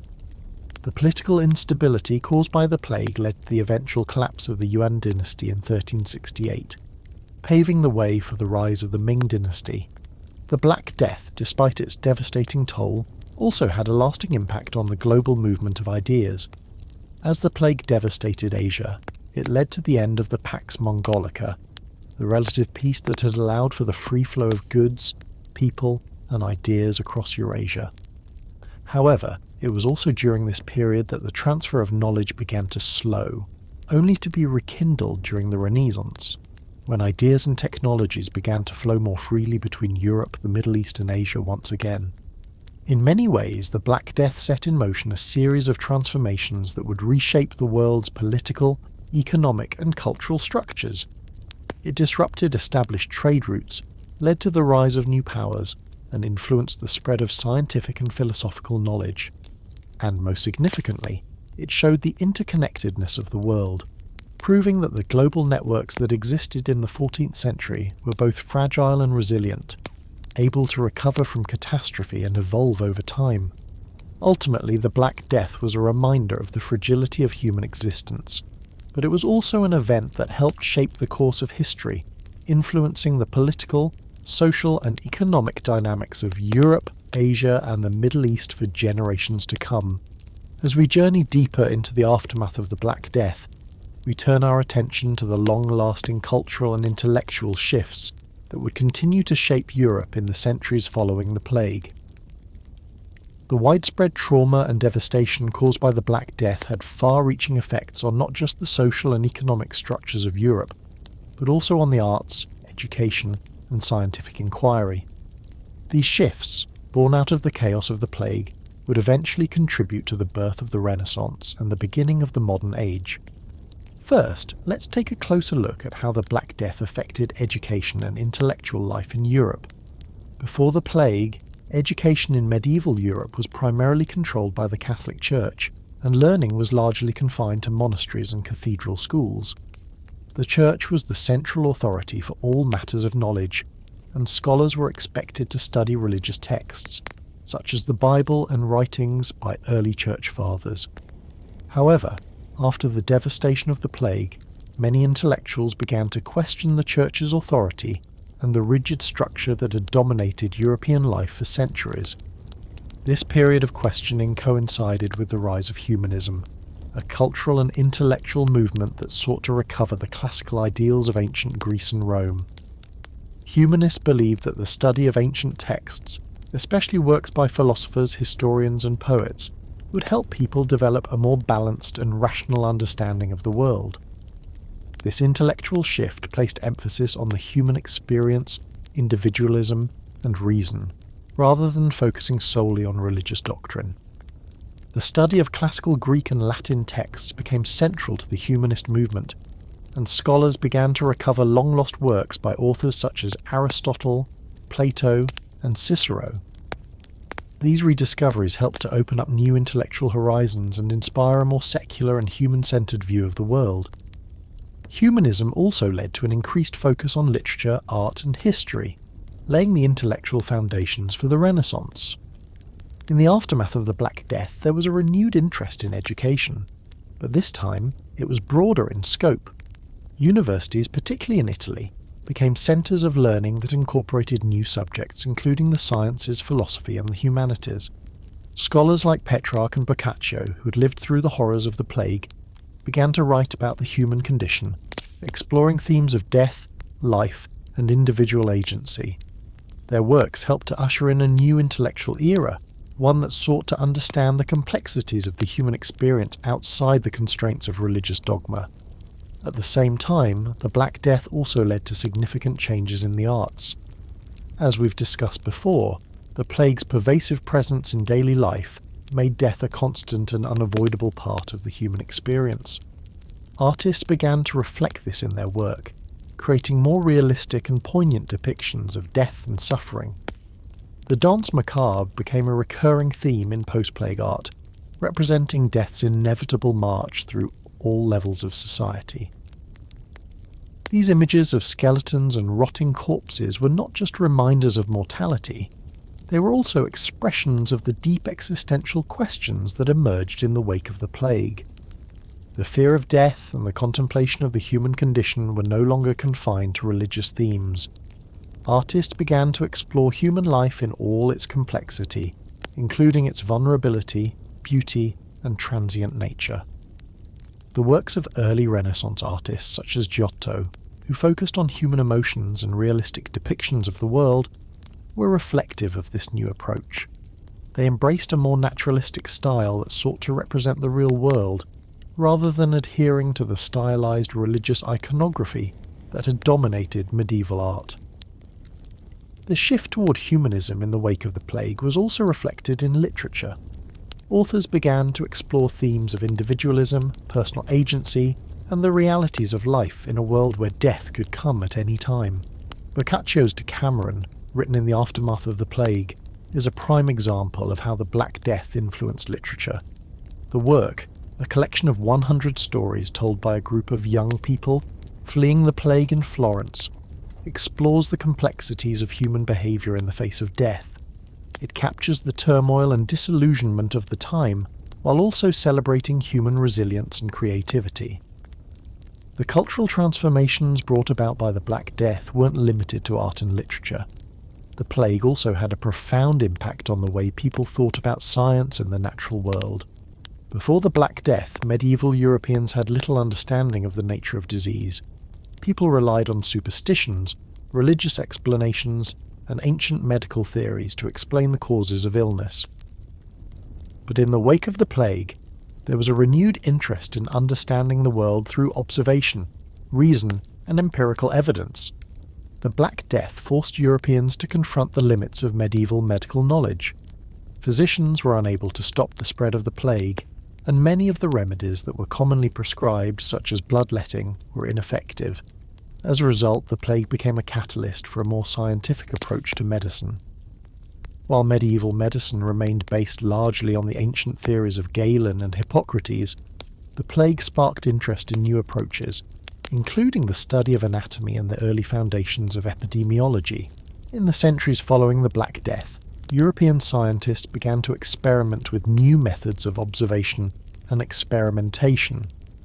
The works of scholars like Roger Bacon, and later Renaissance figures like Leonardo da Vinci, contributed to the development of early scientific ideas that would pave the way for the scientific revolution in the 16th and 17th centuries.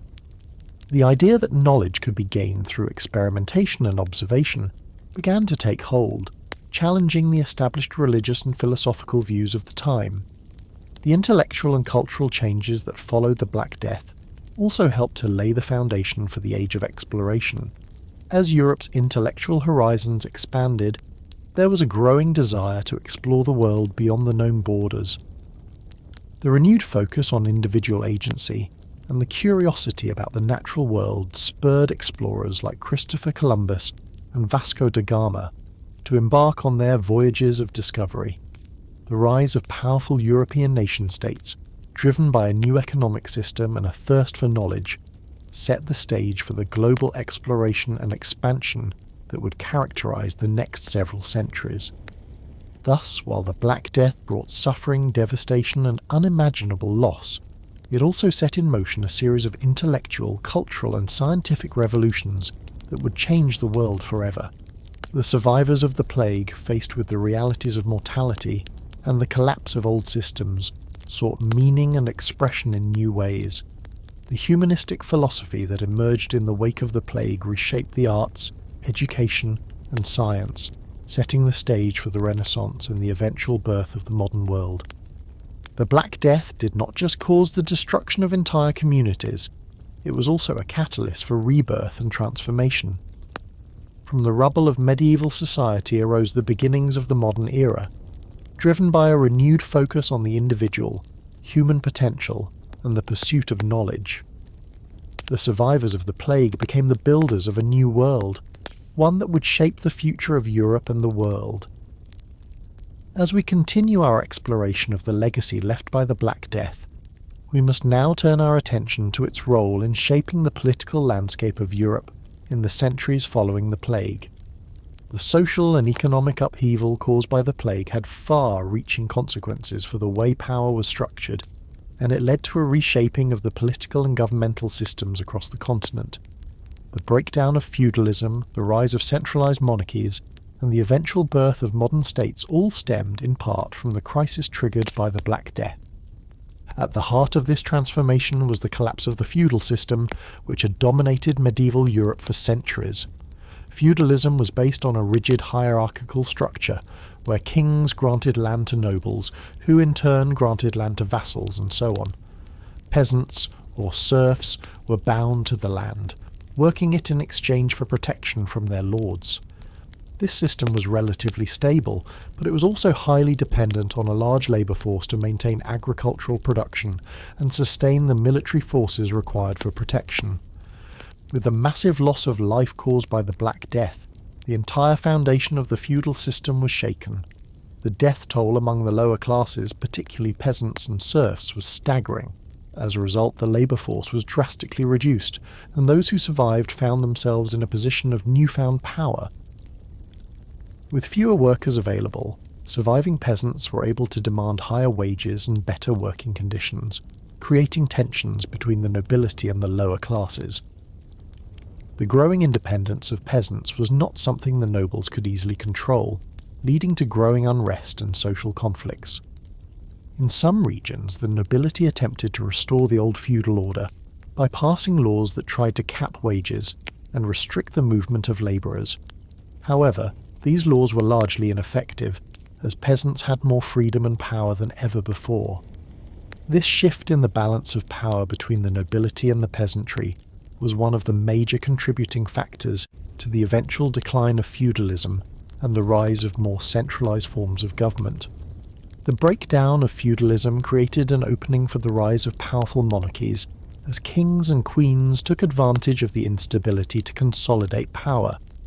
With feudal lords weakened by the plague, many monarchs began to centralise authority in their own hands. This shift in power allowed monarchs to impose taxes, raise standing armies, and create more efficient bureaucracies. As centralisation of power increased, the concept of the modern nation-state began to take shape.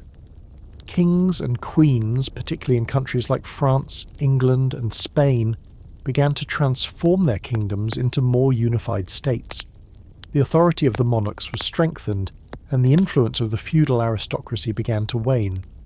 In England, for example, the death of a significant portion of the nobility during the plague allowed the monarchy to establish greater control over the country. The weakening of feudal lords and the rise of a more centralised monarchy also helped pave the way for the English Renaissance, which was marked by the reign of Henry VIII and the flowering of arts and culture during the Tudor dynasty. In France, the devastation caused by the Black Death led to similar political changes. The French monarchy, already powerful before the plague, used the crisis to further consolidate power. The plague's toll on the nobility allowed King Charles V to strengthen royal authority, laying the groundwork for the powerful French state that would emerge in the centuries to come. The expansion of royal power in both England and France was a direct consequence of the weakening of feudal structures, which had been the backbone of medieval society. The political consequences of the Black Death were not limited to Western Europe. In the wake of the plague, other parts of the world also experienced shifts in power. In the Islamic world, for instance, the plague severely impacted the Mamluk Sultanate in Egypt and the wider Middle East. As with Europe, the devastation caused by the plague led to political instability and a shift in power. In some cases, this instability was exacerbated by the breakdown of trade routes and the weakening of military forces. despite the widespread political turbulence, the centralization of power that followed the Black Death ultimately set the stage for the formation of modern nation-states. Monarchs who were able to consolidate power in the aftermath of the plague laid the groundwork for the rise of absolute monarchies in the early modern period. The feudal system that had once dominated Europe was replaced by more centralized and bureaucratic states, where kings and queens held greater authority over their realms. This shift in political power would play a crucial role in shaping the modern political landscape. In addition to the consolidation of political power, the aftermath of the Black Death also saw the rise of new economic systems. As we've discussed, the disruption of trade caused by the plague led to economic stagnation in some regions, but it also created opportunities for new forms of commerce. The labour shortage caused by the death of so many workers gave rise to new forms of industry and commerce, as entrepreneurs sought to capitalise on the rising demand for goods and services. This shift toward a more market-oriented economy was particularly evident in cities, where trade and commerce began to flourish once again. The rise of powerful merchant classes in places like Venice, Florence and Genoa helped to spur economic growth and development. These cities became centres of banking, trade and finance, and the growing wealth of merchant families laid the foundation for the rise of early capitalism. The growth of trade and commerce also contributed to the rise of new political systems. As the merchant class grew in power and influence, they began to demand greater political representation and rights. This shift toward a more commercially driven economy was one of the key factors that led to the development of early capitalist economies in Europe, setting the stage for the rise of modern capitalism in the centuries to come. The consolidation of political power, the rise of centralized monarchies, and the emergence of new economic systems were all part of the larger political transformation that took place in Europe after the Black Death. These changes laid the groundwork for the rise of modern Europe, marked by the creation of nation-states, the development of capitalism, and the emergence of powerful monarchies that would dominate the continent for centuries to come. While the Black Death caused untold suffering, it also acted as a catalyst for political change.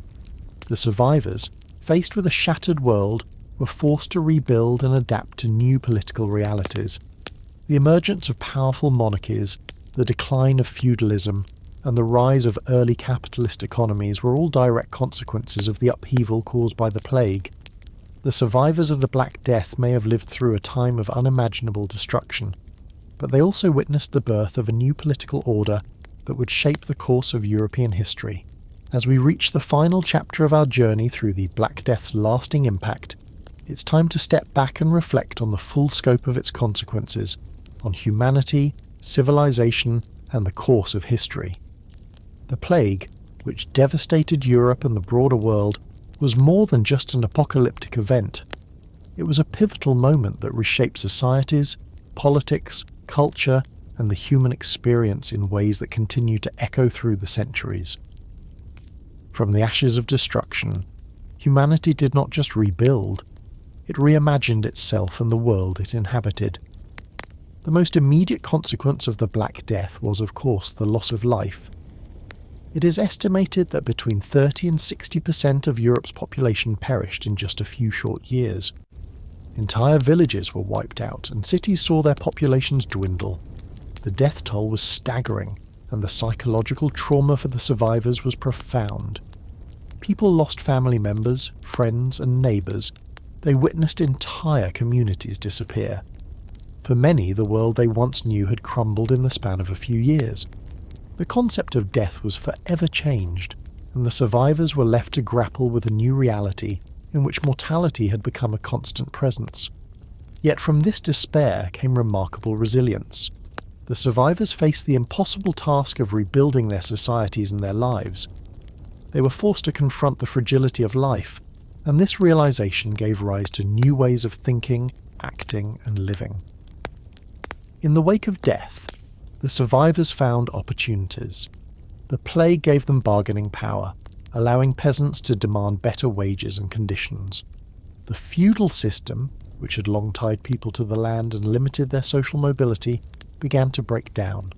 In its place, a more dynamic society began to emerge, one that emphasized individual agency and economic opportunity. In this time of upheaval, the survivors looked beyond the physical devastation and began to reimagine their world. One of the most significant transformations was the intellectual and cultural shift that took place. The Black Death led to the questioning of traditional beliefs, including religious dogma, political hierarchies, and the ways in which society was organized. This questioning laid the intellectual foundation for the Renaissance, a period of extraordinary artistic, scientific, and cultural achievement. The humanist philosophy that emerged in the wake of the plague celebrated the potential of individuals to shape their own destinies. It emphasized the importance of reason, education, and the study of the natural world. These ideas sparked a revolution in art, literature, philosophy, and science, one that would reshape the course of history. In art, the Black Death inspired new depictions of the human experience. The constant presence of death led artists to create works that reflected the transient nature of life. The danse macabre became a recurring motif, symbolizing the universality of death and the inevitability of mortality. Artists like Leonardo da Vinci and Michelangelo began to explore human emotions and the physical body in ways that had never been done before, bringing a new realism to art. The works of these artists are not just masterpieces of technique, they are reflections of a new understanding of the human condition, shaped by the survivors' experiences with loss and survival. The intellectual climate of the Renaissance was also deeply influenced by the survivors' experiences with the Black Death. As people looked for answers in the wake of the devastation, they turned to ancient texts and philosophies. The rediscovery of classical Greek and Roman knowledge became central to Renaissance humanism, a movement that placed the individual at the heart of intellectual and cultural life. Humanism promoted the idea that humans were capable of reason, creativity, and self-expression. It encouraged a focus on the present world rather than solely on the afterlife, and this shift in perspective helped to birth the modern era. In the sciences, the Black Death also marked a turning point. The medieval understanding of disease was based on ancient theories like the humoral system, which suggested that disease was caused by imbalances in the body's fluids. The plague, however, exposed the limitations of these theories, leading to a greater focus on observation and empirical evidence. While medical knowledge did not advance rapidly immediately following the plague, the Black Death acted as a catalyst for change. In the centuries to follow, medical science would begin to develop more sophisticated methods of diagnosis and treatment. The plague's devastating impact pushed doctors to question old practices and to search for better ways to understand and treat disease. The rise of the modern state was another consequence of the Black Death. The breakdown of feudalism, along with the growing power of monarchs, led to the creation of centralized governments. Monarchs, who had been weakened by the power of the feudal lords, were able to consolidate their authority in the wake of the plague. With fewer nobles to contend with, kings and queens took advantage of the chaos to strengthen their power, laying the groundwork for the modern nation-state. The emergence of strong, centralized monarchies in places like France, England, and Spain helped to stabilize Europe after the plague and set the stage for the rise of European empires in the following centuries. The Black Death's effects on trade and the global economy were also far-reaching. The plague devastated trade routes, disrupted economies, and led to a breakdown in long-distance commerce. However, the global trade networks that had existed before the plague did not disappear entirely. In the years following the pandemic, Europe began to recover economically, and new trade routes were established. The plague also contributed to the rise of early capitalism. The labour shortage caused by the loss of life gave workers more bargaining power, and merchants began to play a larger role in the economy. This shift laid the foundation for the economic systems that would dominate the modern world. While the survivors of the Black Death faced immense challenges, they were also the ones who would shape the future. The plague forced Europe to rebuild, but it also forced a reconsideration of the old ways of thinking. The Renaissance, the rise of centralized monarchies, the growth of trade and commerce, and the emergence of modern science and medicine were all directly or indirectly shaped by the trauma and transformation that followed the Black Death. As we look back on the Black Death, we cannot forget the immense suffering it caused. Millions died, communities were shattered, and societies were forever altered. But we also must recognise the resilience of those who survived. They rebuilt not just their homes, but their entire world. In the wake of devastation, they found the strength to create a new era, one that would ultimately lead to the modern world. The Black Death may have been one of the darkest moments in human history, but it also sparked one of the most remarkable periods of transformation. The survivors, though deeply scarred by the loss of life and the collapse of the old world, became the architects of a new future. From the depths of despair, they forged a new understanding of humanity, the world, and the possibilities of the future. In the end, the Black Death was not just a story of death and destruction. It was a story of survival, adaptation, and rebirth. It showed the resilience of the human spirit and how even in the face of unimaginable tragedy, people have the capacity to rebuild, transform, and redefine their world.